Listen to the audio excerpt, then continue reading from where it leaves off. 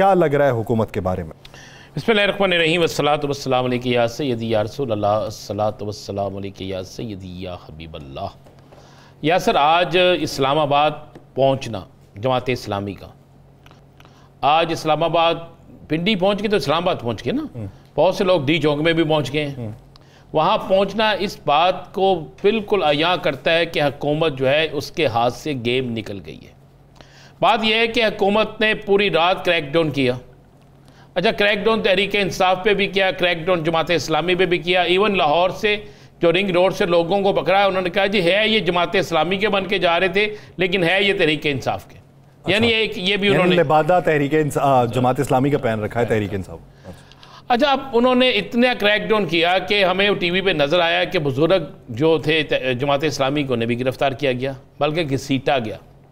ये सारा कुछ हो गया। अगर हुकूमत की हिकमत अमली बेहतर होती, अगर हुकूमत ये दावा करती है कि वो जो चाहती है वैसे ही हो जाता है, तो फिर तो किसी शख्स को वहाँ तक नहीं पहुँचना चाहिए था। चूँकि सब वहाँ पहुँच गए, इसका मतलब है कि हुकूमत का वो तमाम प्लान, हुकूमत की वो तमाम सिक्योरिटी, हुकूमत की वो तमाम हिकमत अमली बिल्कुल फ्लॉप होगी। लगता है कि हुकूमती अदारों के अंदर भी लोग अब ये चाहते हैं कि हमारी जान जो है इस काम से छूट जाए।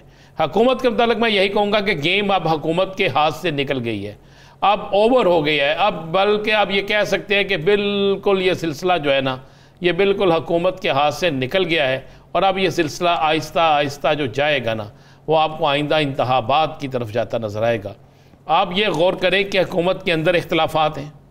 हुकूमत के अंदर इख्तलाफात एक नहीं, दो नहीं, तीन नहीं, चार नहीं, पाँच नहीं, बेइंतहा इख्तलाफात हैं। मेरे पास तो ये खबर है कि हुकूमत के अंदर 3 ग्रुप बन चुके हैं, जिन 3 ग्रुपों के आपस के इतने शदीद इख्तलाफात हैं कि जिसकी हद कोई नहीं है। और ये तीनों ग्रुप एक दूसरे को नीचे दिखाने की कोशिश कर रहे हैं। उन तीनों ग्रुपों में बाकायदा वज़रा की एंट्री मौजूद है, बाकायदा तीनों ग्रुप तगड़े ग्रुप हैं और ये एक दूसरे को नीचे दिखा रहे हैं। जिस तरह फैसल वाडा ने कहा था ना कि हुकूमत अपने वजन से खुद ही गिर जाएगी, आपस के इख्तलाफात से खुद ही गिर जाएगी।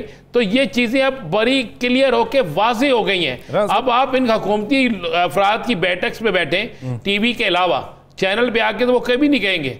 वैसे इनकी बैठक में बैठे तो आपको वो क्लियर वाज़ेह तौर पे कहेंगे एक दूसरे के खिलाफ मायूसी बहुत ज्यादा छाई हुई है। देखें, इसी बात पे आज आज़म ज़ीर तारा ने कहा नहीं जी नहीं, हम पाँच साल पूरे करेंगे। इसी पे कहा ना, इसी बात पे बात बड़ी क्लियर सी है, शक नहीं बढ़ता। मैं आपको यकीन से कह रहा हूँ और हम पहले दिन से प्रोग्राम में कह रहे हैं कि गेम ख़त्म हो गई हुई है। या सर, अगर आप कहना कि गेम चल रही है, नहीं ऐसा। हुकूमत के साथ सबसे बड़ा हाथ हुकूमती तहादी करेंगे। आप कुछ अर्सा सबर कर लें, अगले महीने सितंबर, यानी सितंबर के महीने में आपको नज़र आ जाएगा कि सबसे बड़े हुकूमती तहादी जो है वो सबसे पहले हुकूमत को अलविदा कह के चले जाएंगे। अब मौजूदा सारा जो सियासी सिनेरियो है, इसमें मुझे एक बात तो बता दें, इलेक्शन कमीशन ऑफ पाकिस्तान के पास क्या कोई ऐसा रास्ता है कि वो महसूस नशिस्तें ना दे? कोई एक ऐसा रास्ता? वो जवाब मिल जाएगा उनको। 2 सवाल जो उन्होंने भेजे हुए, जवाब तो मिल जाएगा, जवाब मिल जाएगा ना। हालांकि उन दोनों सवालात पे उनकी खिंचाई भी हो जाएगी। चलिए मैं आपको ये, उन्होंने कहा जी पीटीआई का स्ट्रक्चर नहीं है, तो वो तस्दीक किसकी होगी? ओ भाई, तस्दीक तो तब होगी ना, मुझे समझ नहीं आ रही यार। मुझे समझ, आफरीन है यार उन पे भी, आफरीन है उसको सुनने वालों पे भी। भाई टिकट जारी नहीं करना बल्कि एक जमात में शमूलियत करनी है। आप इलेक्शन लड़ रहे होते हैं, आपको एक सर्टिफिकेट चाहिए होता है यासर साहब जी। आप वो सर्टिफिकेट लेके जाते हैं, जनाब ये मेरी पार्टी का सर्टिफिकेट है, लिहाजा मुझे मेरी पार्टी की ने टिकट दी है, मुझे टिकट दे दीजिए, मेरा इंतखाबी निशान अनाउंस कर दिया जाए। यहां पे बात बिल्कुल उल्टी है। यहां पे बात तो बड़ी सिंपल सी है कि एक शख्स एमएनए है, उसे डिक्लेयर किया गया ये 41 लोग आजाद हैं। अब आजाद शख्स ने अपना एफिडेविट लिखना है कि मैं मोहम्मद फलां वल्द फलां कौम फलां सकना फलां हल्का नंबर फलां से मुंतखब हुआ हूं, एमएनए हूं, अब मैं फलां सियासी जमात में अपनी शमूलियत कर रहा हूं। उसमें मुझे बता दें किस शख्स के सर्टिफिकेट की ज़रूरत है जी? क्या तहरीक के इंसाफ को पार्लियामेंट्री पार्टी माना गया है कि नहीं माना गया? माना गया ना।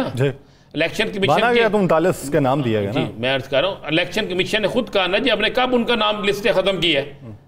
वो है एक पार्टी, सिर्फ उनके इंटर पार्टी इलेक्शन ही हुए, भाई इस पे पूरी गेम में तो इंटर पार्टी इलेक्शन का मामला ही नहीं है। इंटर पार्टी इलेक्शन का मामला तब होता है जब गौहर अयूब साहब ने एक सर्टिफिकेट जारी करना होता है कि यासर रशीद साहब जो है वो आए और आकर तहरीक इंसाफ में शामिल हो जाएं। गौहर अली, बैरिस्टर गौहर अली जो गौरी मोहम्मद मसूद कह रहे गौहर अली साहब जो है, तो फिर होता है ना, ये तो बाहर वो खुद लोग आ रहे हैं कि हम इस जमात में शमूलियत इख्तियार करना चाह रहे हैं, तो उसके लिए तो कोई दूसरी राय है ही नहीं।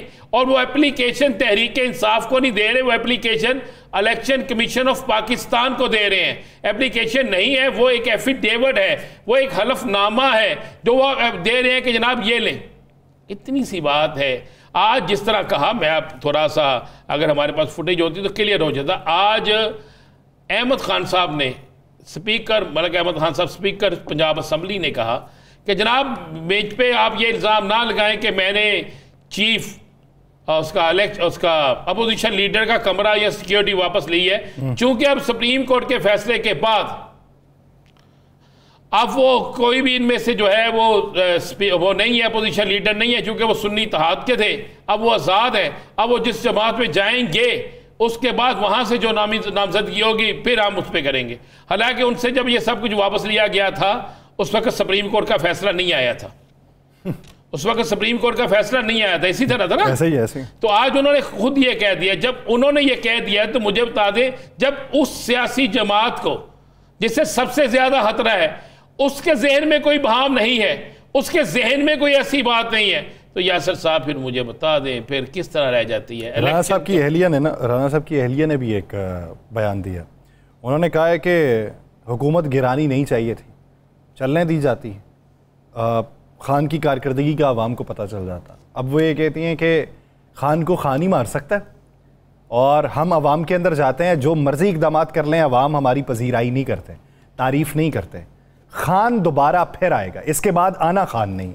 ये राना साहब की अहलिया ने क्लेम किया, कहते वो आएगा, उसके बाद उसकी कारकर्दगी अवाम देख के फिर उससे अवाम मायूस हो जाएंगे। लेकिन उनके जहन में ये है कि इसके बाद आना उस नहीं है। नहीं, उनके जहन में क्या है? कौन शख्स है जिसके जहन में ये नहीं है? नहीं, मैं तो नहीं, आप क्या समझते हो उसके बाद? नहीं, आप मुझे बता देना, लोगों की बात कर यार। नहीं, आप मुझे बता दें, चले आप एक दानिशवर हैं यार, इतने सीनियर सहाफी हैं, आप मुझे बता दें सेकंड ऑप्शन क्या है? क्या कौन आएगा? इस्तेकाम पाकिस्तान पार्टी आएगी, एमकेएम पाकिस्तान आएगी?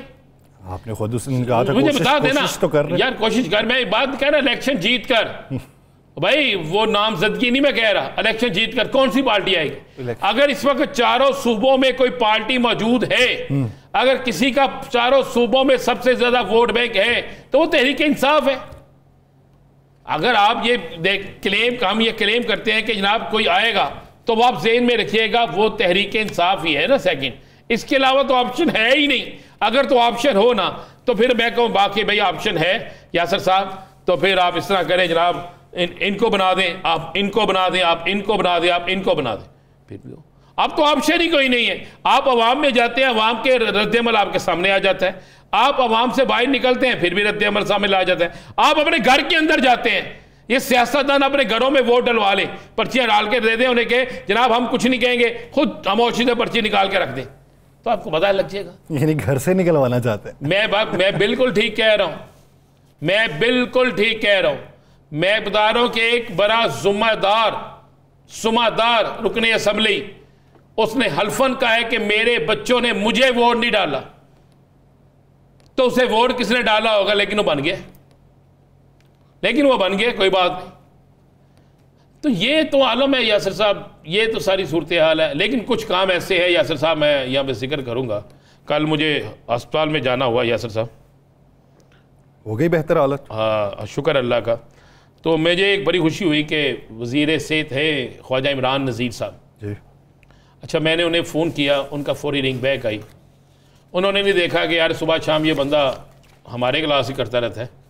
मैं उन्होंने कहा ये मामला है, तो ख्वाजा नज़ीर साहब ने फौरी तौर पर आगे कहा, और MS सबरस हॉस्पिटल ने भरपूर तरीके से वहाँ हमें इंटरटेन किया। लेकिन सबसे बड़ी जो बात वहाँ पे नजर आई, सिर्फ ये नहीं कि हम एक गए तो इंटरटेन हुए, वहाँ पर मैंने देखा कि डॉक्टर्स को देखा, बेइंतहा मरीज थे, डॉक्टर एक मरीज को चेक कर रहे थे। ये मेरे लिए बड़ी खुशी की बात थी, और एक मरीज को चेक कर रहे थे, एक मरीज को देख रहे थे।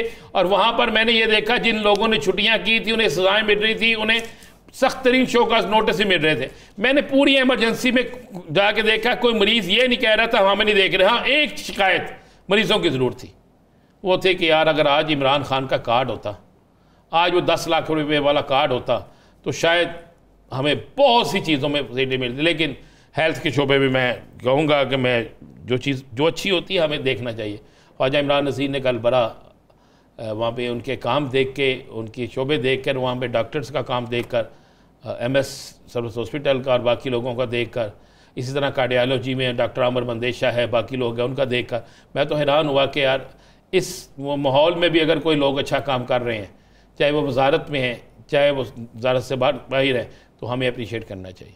लेकिन एक और मैं जिक्र करना चाहूँगा यासर साहब, आज क्या रहा वो 2 दिन पहले एक इतना शोर मचा, किस चीज़ का?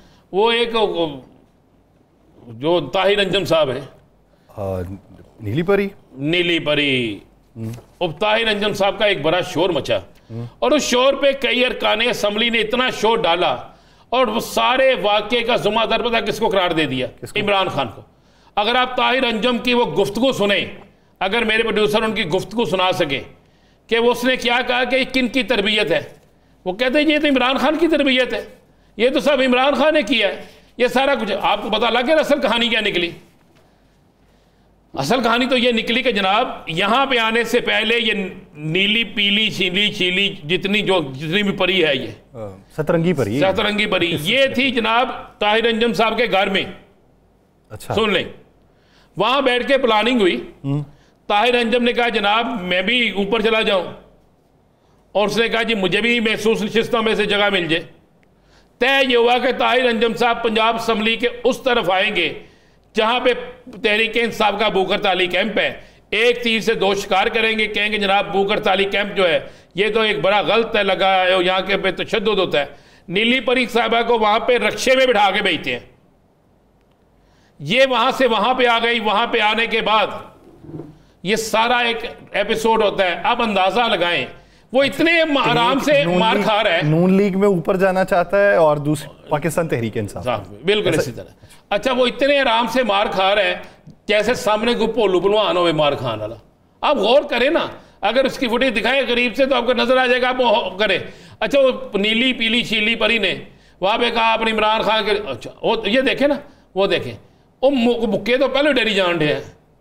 अंदाजा लगा लो तुसी, हनीफ तक कुकर करने से ना ये होता। उसके बाद क्या होता है जनाब, ये गवर्नमेंट बड़ा सख्त एक्शन लेती है, पता चलता है ये तरीके इंसाफ किया, एक्शन तो लेना पड़ेगा।